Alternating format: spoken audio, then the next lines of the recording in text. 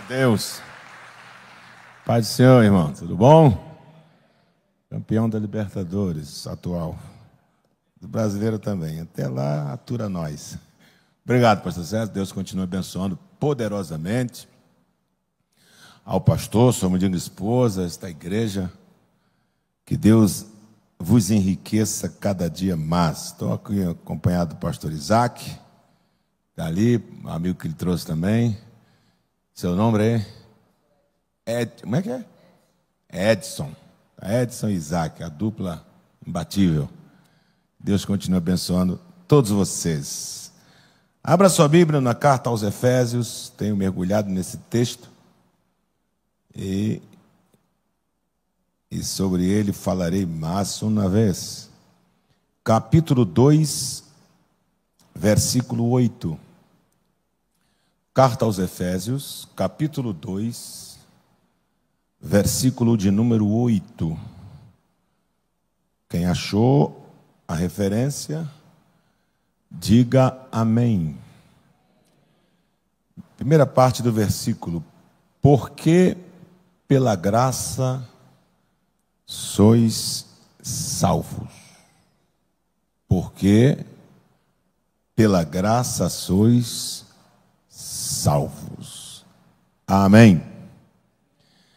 Meus amados, Deus seja engrandecido, louvado para todos sempre, porque somente Ele é digno de receber toda a adoração e todo o louvor. O Deus a quem nós servimos, que é um Deus eterno, segundo a Bíblia, com toda a sua completude, com toda a sua majestade, com toda a sua glória e poderio, Deus habita na eternidade. Deus reside, habita, com todo o seu resplendor, glória e majestade, Ele habita na eternidade. Quando Moisés salmodia o Salmo 90, ele diz: de eternidade a eternidade tu és Deus.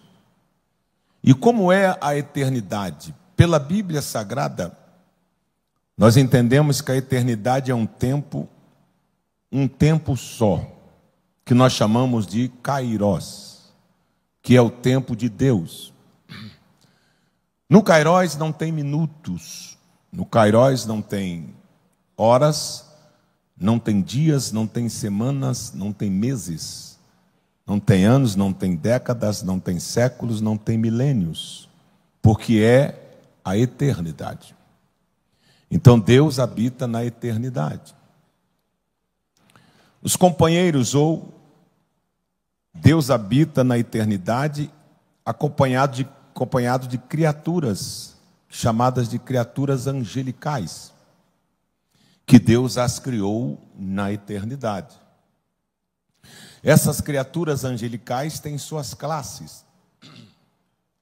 Tem a classe dos querubins, que a Bíblia chama de animais, que são guardiões do trono de Deus. Tem olhos por todas as partes de seus corpos e também tem asas. São seres poderosíssimos. Tem uma outra classe chamada de serafins. Para você ter uma ideia de como é um serafim, Isaías capítulo 6, lá especifica que cada serafim tem 6 asas. São seres abrasadores. Se viesse um aqui, literalmente, isso aqui viraria cinza, devido ao seu poder abrasador. Existe outra classe única, chamada de arcanjo, que segundo o profeta Daniel, atende-se pelo nome de Miguel. E lá registra que ele é o príncipe de Israel, guardião e protetor da nação de Israel. E existem os anjos. Todos esses seres que eu acabei de falar, eles não são seres eternos na essência da sua existência. Eles são seres poderosíssimos, criados para viverem eternamente, mas não são eternos.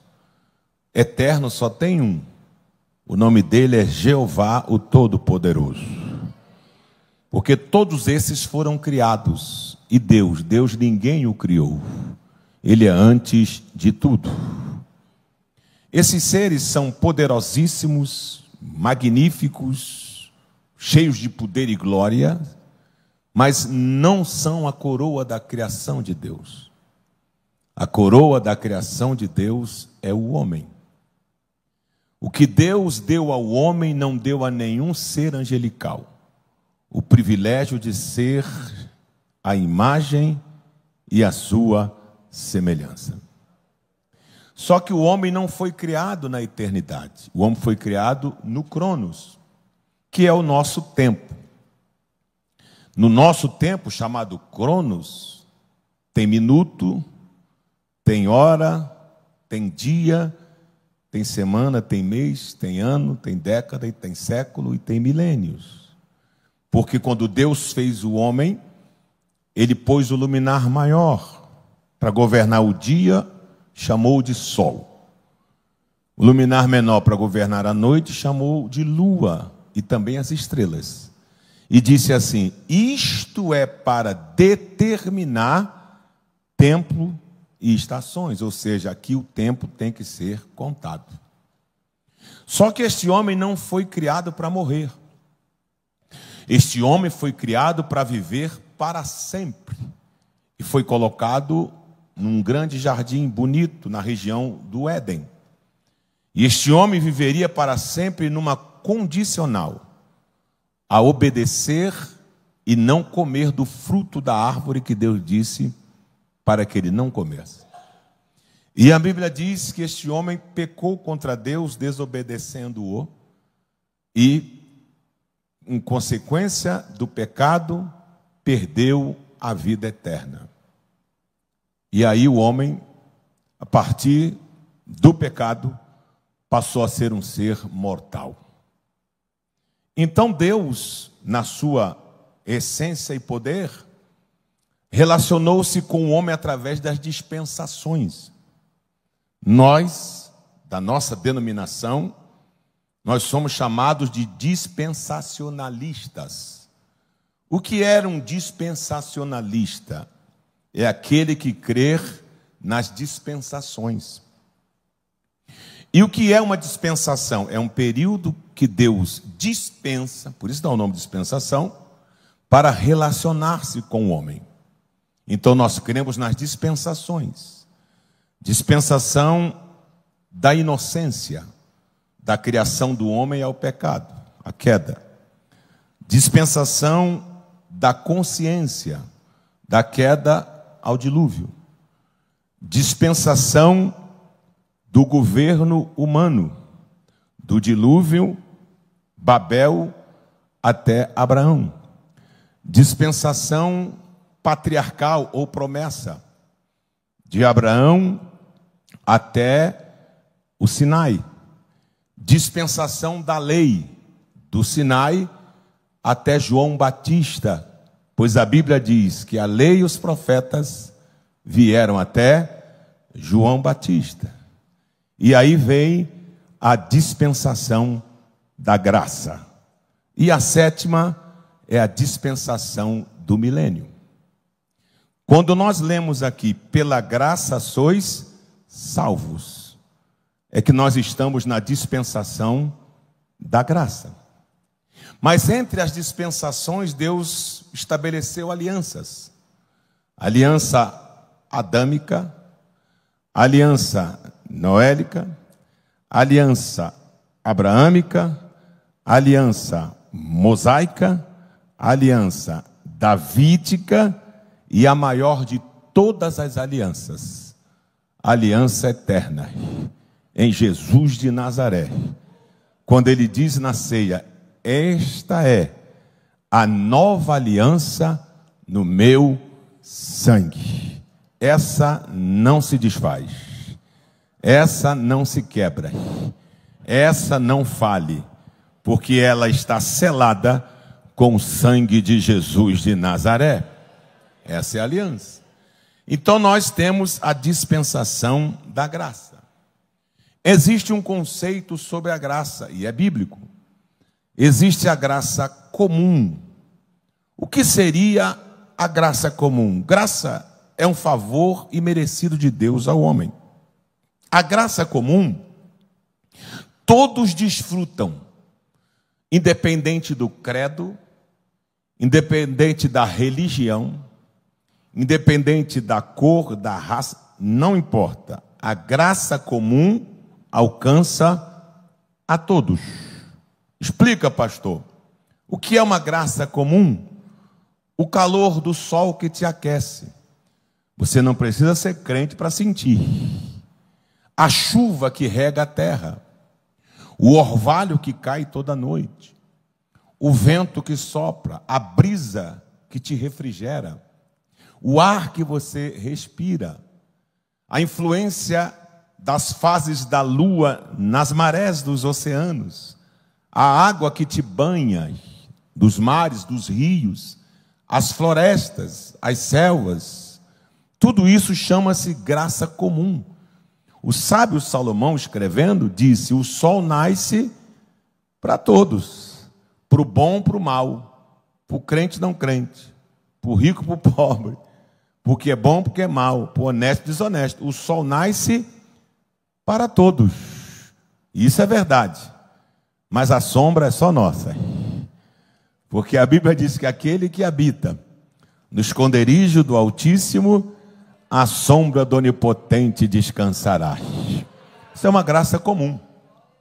Mas esta graça que eu li para vocês não é a graça comum. Essa aqui é uma graça salvadora. É uma graça salvífica. É para todos? É para todos. Mas tem um gatilho. Mas tem uma passarela. Mas tem um gancho. Estou usando uma linguagem contemporânea. E qual é, pastor? Porque pela graça sois salvos, por meio da fé. Então ela me alcança. Mas eu tenho que crer. Eu tenho que ter fé. Porque se eu não tiver, eu não recebo esta graça salvadora, porque ela é por meio da fé. Isso não é vosso, é dom de Deus.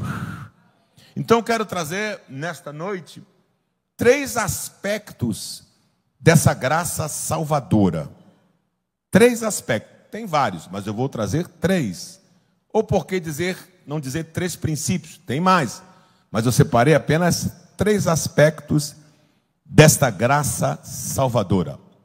O primeiro aspecto dessa graça salvadora é que ela é uma graça, ela é rica. Olha o que diz a Bíblia no versículo 4. Mas Deus, que é riquíssimo em misericórdia, pelo seu muito amor com quem nos amou, estando nós ainda mortos em nossas ofensas, nos vivificou juntamente com Cristo, nos ressuscitou juntamente com Ele, e nos fez assentar em lugares celestiais em Cristo Jesus. Verso 7. Para mostrar nos séculos vindouros as abundantes, plural, riquezas, plural, da sua graça.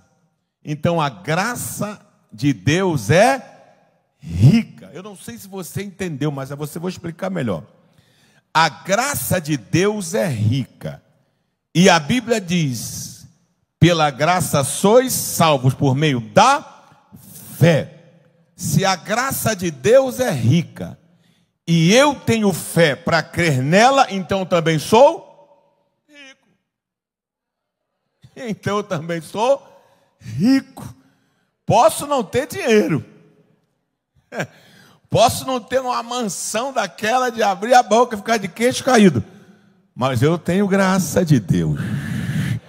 Você pode não ser milionário, mas você tem a riqueza da graça de Deus. Mas aqui está no plural: riquezas da sua graça. Eu quero trazer apenas uma riqueza que esta graça nos dá. E esta riqueza quem perdeu foi Adão. E qual foi a riqueza que Adão perdeu? Jeová disse: o dia que dela comerdes o fruto, vai morrer. Então, quando ele comeu, desobedeceu, ele perdeu a vida e recebeu a morte. Porque a Bíblia diz: o salário do pecado é a morte. Então, qual é uma riqueza que a graça tem dentre tantas? A vida. Agora, não é uma vidinha, dá licença. Vidinha tem quem tem a graça comum. Vida normal, corriqueira, é quem tem a graça comum. Nós não vivemos uma vida corriqueira, porque nós somos ricos da graça. E o que nós recebemos, pastor? A Bíblia Sagrada diz que em João capítulo 10, Jesus disse assim: os que vieram antes de mim são mercenários, ou seja, eles não são pastores, são mercenários, mas eu sou a porta do curral das ovelhas. Este entrará, sairá e encontrará pastagem, porque o bom pastor dá vida pelas ovelhas. O ladrão veio senão para matar, roubar e destruir, mas eu vim para que tenham vida e a tenham em abundância.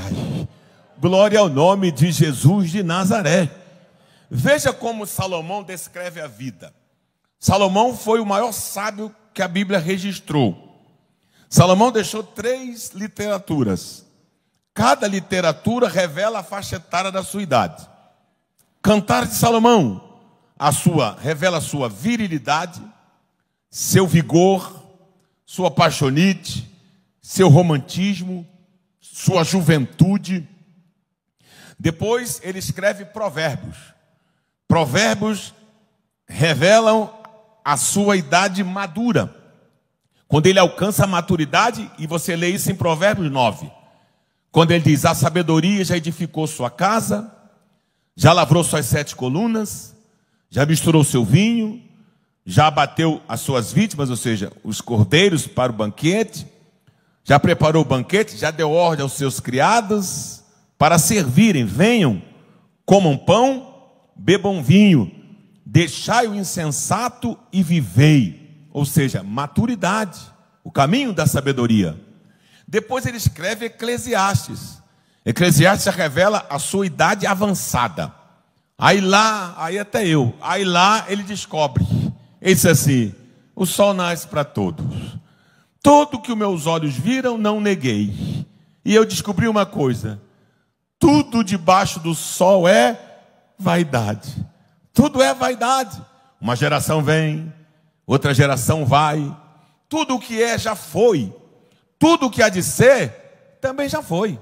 O que aconteceu no século passado acontece agora. Sabe o que ele está falando? Da vida, do ciclo vicioso da vida. Que tudo que é já foi. O ciclo vicioso nasce, cresce, vive, morre. É o ciclo vicioso. Porque ele não conheceu essa graça aqui. Porque essa graça aqui nos arranca do ciclo vicioso. Porque Jesus entra no ciclo vicioso da nossa vida. E Paulo escreve aos Romanos, capítulo 6, verso 4, quando ele diz: com ele fomos batizados na morte, para nós andarmos em novidade de vida. Ou seja, Jesus quebra o ciclo vicioso da vida e te faz viver a cada dia uma novidade de vida. Nunca vi ninguém dizer: estou enjoado de ser crente e servir a Jesus. Jesus me enfada, Jesus me cansa, de maneira nenhuma. Esse é o dia que nos fez o Senhor. Alegremo-nos e regozijemo-nos nele. Oh, glória ao nome de Jesus de Nazaré. Oh, glória ao nome de Jesus. Oh, glória ao nome de Jesus. Oh, glória ao nome de Jesus. Eu gosto muito de citar Ezequiel, Quando diz, um varão passou por mim com um cordel de medir, mediu 1000 côvados, disse, vai, eu fui. As águas me deram nos artérios. Mediu mais 1000 e disse, vai, eu fui. Águas me deram pelos joelhos. Mediu mais 1000 e disse, vai, eu fui. Água me deram pelos lombos. Dali para frente eu vi as águas que vi, só dava para atravessar se fosse a nado. É a vida, a novidade de vida. Começa nos artérios, aí você vai. Aí vai para os joelhos, aí você continua. Daqui a pouco está sobre os seus lombos. Aí você diz, meu Deus, e agora? Aí Jeová disse, agora mergulha. Mergulha que eu quero te mostrar mais. E a gente vai igual o bobinho, achando que vai conhecer tudo. Aí quando mergulha, Jeová, o Senhor tem isso? Viu nada, vai mais. Jesus também tem isso? Vem mais. Meu Deus também tem tudo isso? Vem mais. Meu Senhor também tem isso? Mergulha mais. Meu Senhor, isso aqui também? Mergulha mais. Meu Deus, eu não estou entendendo nada. Mergulha mais. Porque aquilo que o olho não viu, o ouvido não ouviu e não subiu ao coração do homem, é o que Deus tem reservado para você. Recebe aí, meu filho, novidade de vida. A graça é rica. A graça é rica. Por isso Paulo escreve na segunda carta aos Coríntios, capítulo 8, verso 9.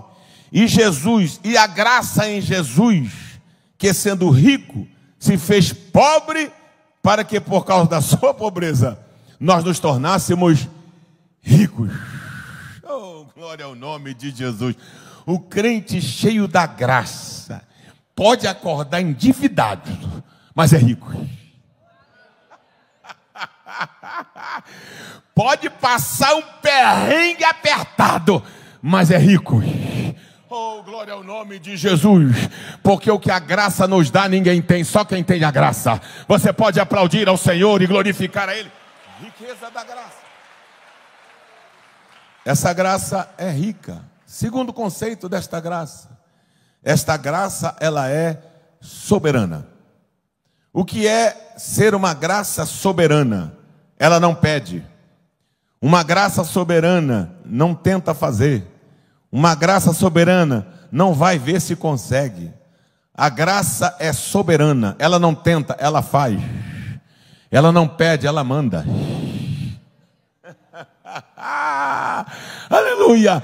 A graça é soberana. Veja o que diz Paulo aos Romanos, capítulo 5, verso 21. Assim como o pecado reinou na morte, assim a graça reina pela justiça. Agora diz carta aos Hebreus, capítulo 4, verso 16.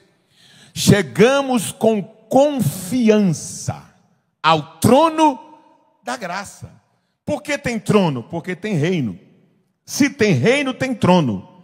Se tem trono, tem alguém assentado. Glória ao nome de Jesus. O profeta Ezequiel, no capítulo 1, disse assim: e vi acima do firmamento um trono, e um assentado sobre ele. Oh, glória ao nome de Jesus. O trono da graça, ou seja, soberania. A graça é soberana. Aí eu digo a vocês, quando foi que Deus me amou, pastor Elcio? Deus me amou quando eu levantei a mão? Não. Quando eu marquei com o pastor César a minha data do batismo nas águas? Não. Quando eu fui batizado com o Espírito Santo? Não. Quando eu entrei na igreja? Não. Segundo a carta aos Efésios, que eu estou pregando, diz: mas Deus nos amou, estando nós ainda mortos nos nossos delitos, nas nossas ofensas e pecados. Lá, quando eu estava largado. Lá, quando você estava achincalhado. Lá, nas drogas. Lá, na cachaça. Lá, arrebentado, na sarjeta, a graça chegou. Aleluia. Aleluia. Alguns segmentos religiosos foram até lá, mas não deram jeito. Alguns segmentos da sociedade chegaram lá, mas não deram jeito. Mas a graça é soberana. A graça chegou e se impôs. Você crê? Creio. Então tua vida vai ser mudada. E eu gosto de usar essa ilustração. A graça não vem na mesma medida do nosso pecado, senão o jogo dava empate. 1 tonelada de pecado, 1 tonelada de graça. 100 toneladas de pecado, 100 toneladas de graça. Mas ela é soberana. A Bíblia diz, aonde abundou o pecado. Oh, glória ao nome de Jesus. Oh, glória ao nome de Jesus. Aonde abundou o pecado, superabundou a graça. E quer mais? Se o teu pecado for mais vermelho que a carmesim, a graça é tão soberana que vai se tornar mais alvo do que a neve. Você pode aplaudir ao Senhor? Oh, graça soberana. Aleluia. O Ramachuri canta. A graça é soberana. E na soberania da graça ela capacita. A graça é soberana para capacitar. Olha o que diz Paulo na primeira carta aos Coríntios, capítulo 15. Tem o verso 6, o 7, o 8, mas eu vou direto no 9, quando ele diz assim: eu não sou digno de ser chamado de apóstolo, porque persegui a igreja do Deus vivo, a igreja de Jesus. Dos apóstolos eu sou menor, antes trabalhei mais do que todos. Opa, eu não. Mas a graça que está comigo, sou o que sou. Aí ele corrige, não que eu seja o que eu sou, mas o que eu sou pela graça. E eu gosto dessa parte porque eu vivo isto daqui. Como, pastor? Esse pedaço aqui, tão cobiçado, tão desejado, tão observado. Esse pedaço aqui, que todo mundo almeja, que todo mundo deseja. Isso aqui, meu filho, não tem meritocracia. Porque se fosse por mérito, nem na porta eu entrava. Isso aqui constrange. Quando alguém pega esse microfone ou usa isso aqui, achando que merece, está fora da graça. Quando alguém usa isso aqui achando que ele é o merecedor e que os demais que os ouve é inferior a ele, ele está fora da graça. Isso aqui não é meritocracia. Isso aqui não tem apadrinhamento. Isso aqui não é palco. Isso aqui não tem barganha. Isso aqui não se vende. Isso aqui não se compra. Isso aqui não é mérito. Isso aqui é graça. Quando você sobe e diz, eu não posso, a graça diz, mas eu posso. Eu não tenho, a graça diz, mas eu te dou. Eu não sou a graça, mas eu sou. Aleluia! Oh, bendita seja a graça. Eu prego pela graça, os louvo pela graça, oro pela graça, canto pela graça, sirvo na graça, vivo na graça. A igreja está debaixo da graça. A graça. A graça. A graça. A graça é rica. A graça é soberana. A graça é eterna. A graça é eterna. A graça não é um projeto de lei feito aqui na Praça dos Três Poderes e verificada pelo STF. A graça, ela não veio da ONU. A graça não veio da Casa Branca. A graça não veio lá do Vaticano. A graça é eterna. Ah, mas a graça tem 2025 anos. Não. 2025 anos tem o tempo que Jesus morreu. A graça é antes. Oh, glória ao nome de Jesus. Olha o que diz o versículo: porque pela graça sois salvos por meio da fé, isso não vem de vós, é dom de Deus.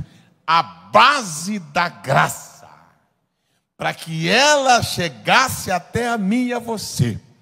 E a fé, Deus uma vez nos deu, para que nós crescemos nessa graça.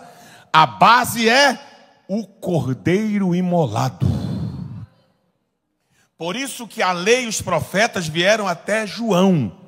Porque é João que apresenta. Eis aí o Cordeiro de Deus que tira o pecado do mundo. Por quê, pastor? Porque nele, em Jesus, repousa toda a plenitude da graça. Oh, glória ao nome de Jesus. Ela se manifesta nele, mas ela é eterna. Por quê? Porque ele também é eterno. O Cordeiro, segundo João escreveu no Apocalipse, o Cordeiro foi morto desde a fundação do mundo. Agora veja, Apocalipse capítulo 5, como a graça é eterna e a base é o sacrifício do Cordeiro. Verso 1, de João: e vi na destra do que estava sentado sobre o trono um livro escrito por dentro e por fora, selado com 7 selos. E vi um anjo forte bradando com grande voz: quem é digno de abrir o livro e desatar os seus selos? E ninguém no céu, nem na terra, nem debaixo da terra podia abrir o livro nem olhar para ele. E eu, João, chorava muito, porque ninguém foi achado digno de abrir o livro, nem de o ler, nem olhar para ele. Disse-me um dos anciãos: não chores, eis aqui o leão da tribo de Judá, a raiz de Davi, que venceu para abrir o livro e desatar os seus 7 selos. Verso 6, preste atenção. Olha aqui, eu vou ler bem compassado. E olhei, João, e eis que estava no meio do trono e dos 4 animais viventes, e entre os anciãos um cordeiro. Agora o lindo está aqui: como havendo sido morto. Eu vou interrogar o apóstolo João agora. Apóstolo João, o que você está vendo? Vejo um trono. E mais o que? Vejo animais. Mais o que? Vejo anciãos. E mais o que? Eu vejo no meio de todos eles o que? Um cordeiro. Mais o que? Um cordeiro como havendo sido morto. Aí eu pergunto: está morto ou está vivo? Está vivo, pastor Elcio. E por que você diz como havendo sido morto? É porque um dia ele morreu. Mas e agora? Agora está vivo. Mas como é que você sabe que ele morreu se ele está vivo? É porque quando iria oferecer um cordeiro em sacrifício a Deus, tinha que sangrá-lo. Lembra quando Abraão levantou o cutelo para matar Isaac? E o anjo disse: não faças mal agora, porque sei que temes a Deus. Porque todo sacrifício tinha que ter derramamento de sangue. Porque a Bíblia diz: sem derramamento de sangue não há remissão de pecado. Então o cordeiro, para ser aceito, tinha que sangrar. João está dizendo o seguinte: ele está vivo, mas um dia morreu. E como é que você sabe? Tem uma marca nele. Eu vejo uma marca nele, e a marca é de degola. Quando João estava na ilha de Patmos, capítulo 1, capítulo 2, assim: ouvi uma voz que falara comigo. Então virei para ver quem era, me espantei. Vi um ser, um personal aqui na minha frente, uma pessoa, vestido de linho do alto da cabeça à planta dos pés.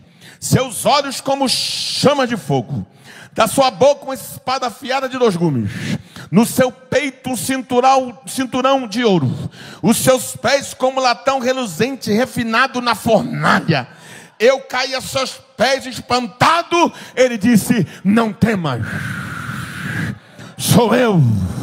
Eu quem? Sou eu, João. Eu quem? Eu que disse: vento cessa, o vento cessou. Mar acalma, o mar se acalmou. Sou eu, João, que multipliquei pães e peixes, transformei água em vinho. Sou eu que disse aos leprosos: sejam purificados, e eles foram.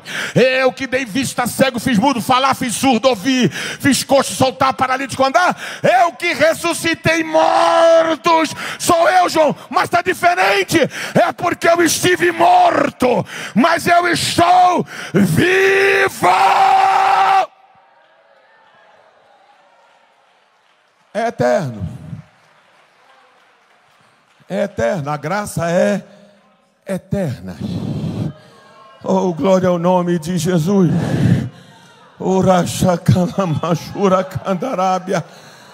A graça é eterna. Aleluia. Adão. E aqui eu Vou para o encerramento. Adão e Eva formaram o casal.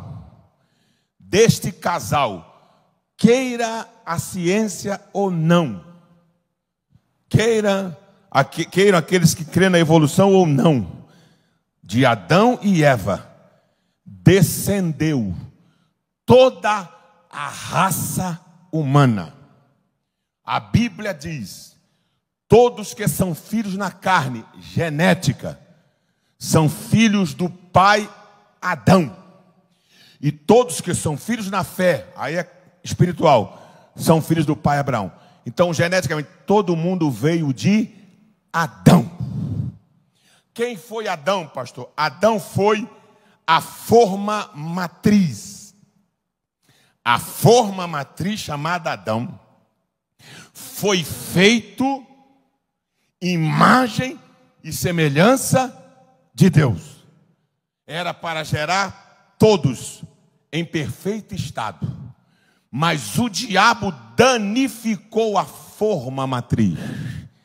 E todos que descendem de Adão vêm com defeito de fábrica. Todos que vieram de Adão, que é a raça humana, vêm com defeito de fábrica, porque o diabo danificou a forma matriz, mas não danificou a matriz da forma.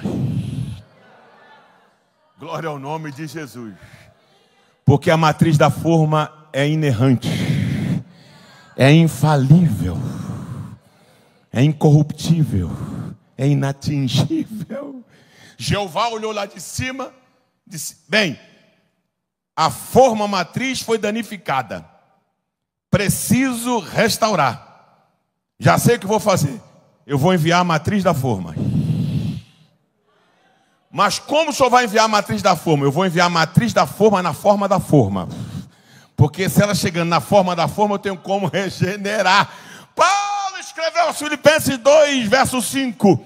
De sorte que haja em vós o mesmo sentimento que houve em Cristo Jesus, que sendo em forma de Deus, não teve por usurpação ser igual a Deus, mas esvaziou-se de si mesmo, tomando a forma de servo, fazendo-se semelhante à forma, e achado na forma da forma, foi obediente até a morte, e morte de cruz, pelo que Deus o exaltou soberanamente, e lhe deu um nome que é sobre todo nome, para que a este nome, o de Jesus, se dobre todo joelho, que está no céu, na terra, debaixo da terra, e toda língua confesse que Jesus Cristo, Ele não é um Senhor, o artigo define, porque Jesus Cristo é o Senhor, para a glória de Deus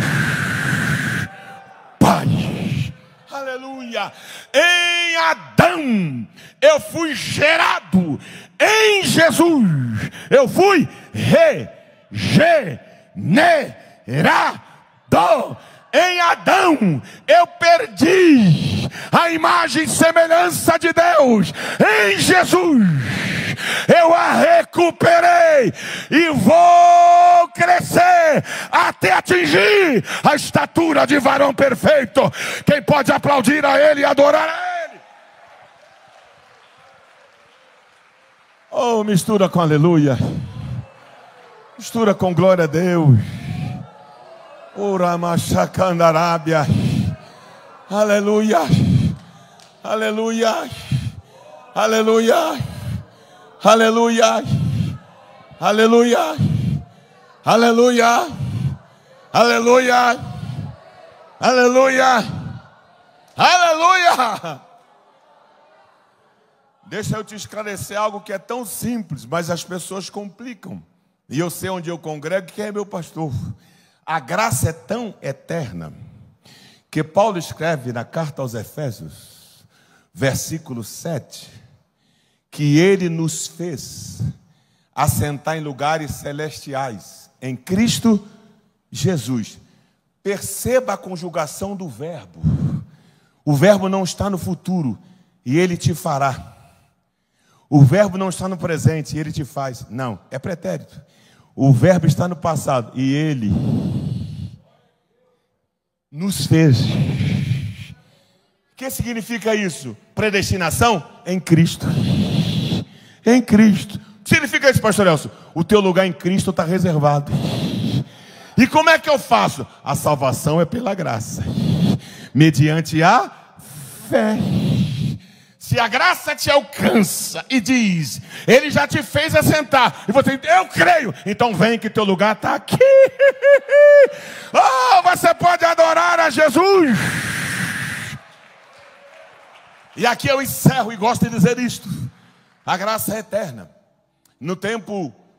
Nos tempos antigos, quando a influência grega era de uma potência e potencializava a cultura do mundo antigo, portanto que a Bíblia, o Novo Testamento, é escrito no idioma do grego, a escola de filosofia muito forte, grandes filósofos, criou-se uma tese na escola grega, que Jesus era um pensamento de Deus materializado. Deus pensou e Jesus se materializou. Os apóstolos liam literaturas e João leu também. João tinha conhecimento. O João disse, eu vou dar na canela dessa tese, eu vou arrebentar com essa tese. Então manda, João. E no princípio era o verbo. Aleluia! E o verbo era Deus. Ou seja, não tem nada de impessoal. Aqui é pessoa.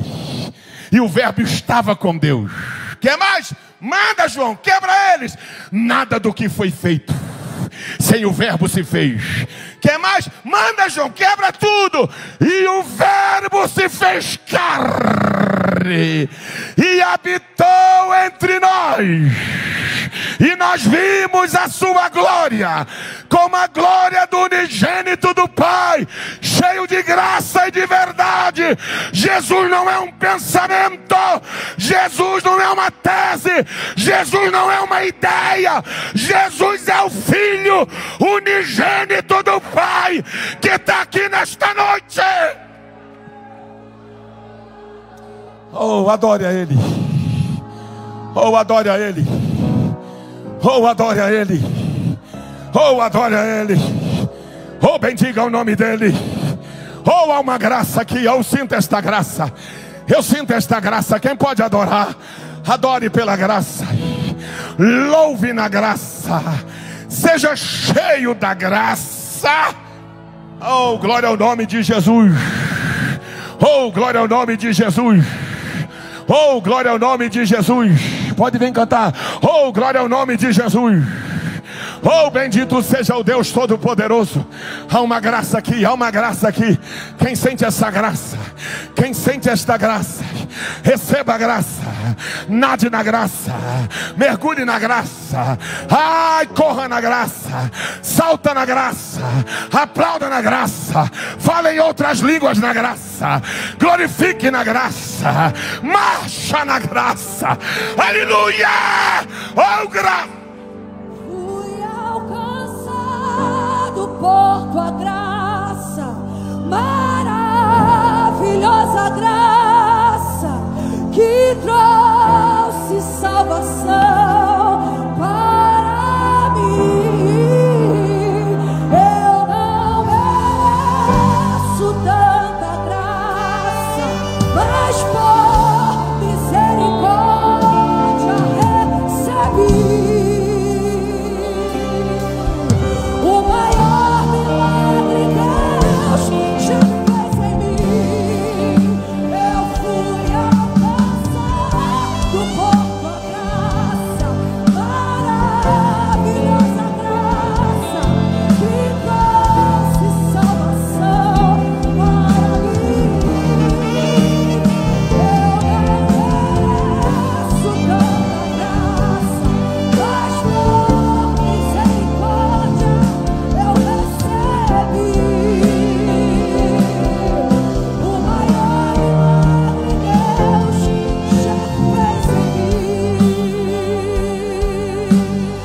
É possível que nesta noite aqui, continue tocando,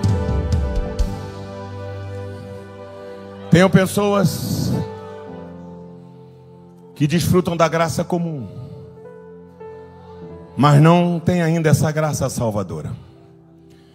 E qual seria um motivo, ou qual seriam alguns motivos que você ainda não tenha alcançado esta graça salvadora? Pastor, os meus pecados são demais. Não é mais desculpa, porque aonde abundou o pecado, superabundou a graça. Tem outra desculpa, pastor, qual? Eu não sou digno, eu também não. Eu não mereço ser salvo, eu também não. Mas nós somos, porque a graça é um favor imerecido. Mas tem outra desculpa, qual? Pastor, a minha idade já foi. Eu já alcancei essa idade, eu acho que eu não tenho mais jeito. A graça não escolhe idade. A graça é para todos que creem. É possível que possa, eu não sei, porque eu não sou onisciente. Isso aí é coisa de Deus. Pode ser que tenham pessoas aqui que já desfrutaram dessa graça, mas quem sabe um dia tornou-se tão fraquinho e deixou as circunstâncias te afastar do convívio, do seio da igreja. Está aqui. Esta graça é para você também. A menina vai cantar mais uma vez. Se você nesta noite quer esta graça salvadora na sua vida, enquanto ela estiver cantando, você vai deixar o seu lugar onde você está e vai caminhar até aqui à frente para que nós possamos orar por você. Eu não posso tomar essa decisão por você, pastor César não pode, porque se nós pudéssemos, nós tomaríamos. Mas a vida, cada um tem uma, e a vida é sua. Você decide o que vai fazer dela. Ela vai cantar aqui, pode cantar, filha. E se você quer hoje mudar a sua vida, peça licença onde você estiver. Se tem alguém assim nessa situação, traga ela, homem. Ou traga ele, mulher. É casal? Vem os dois. É um só? Venha um só. É jovem? Venha. Já é uma pessoa madura, idosa? Venha. Ah, eu sou adolescente. Saia do teu lugar. Jesus não quer te salvar amanhã. Jesus quer te salvar agora. Canta. Toda a cadeia seja quebrada, corrente seja partida, cadeado destruído. Se você está aqui hoje e é desviado, afastou-se do evangelho, você já era para estar aqui na frente, chorando de joelhos, porque você já experimentou essa graça. Onde está você que nesta noite quer aceitar a Jesus? Canta, minha filha.